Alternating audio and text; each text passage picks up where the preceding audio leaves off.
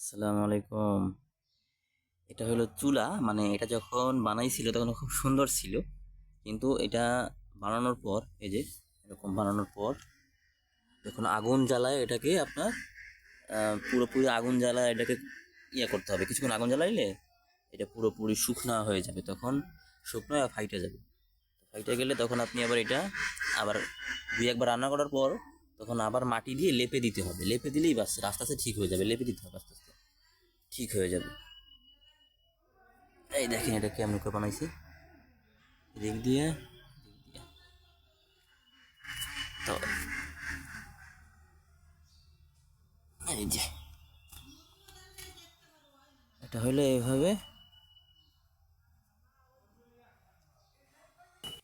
আর এটা হইলো আলগা সুলগা, এটা হচ্ছে আপনার মানে এটা এখানে পাতবে না, এটা এই যে বস্তা উঠে এটা বানাইছি।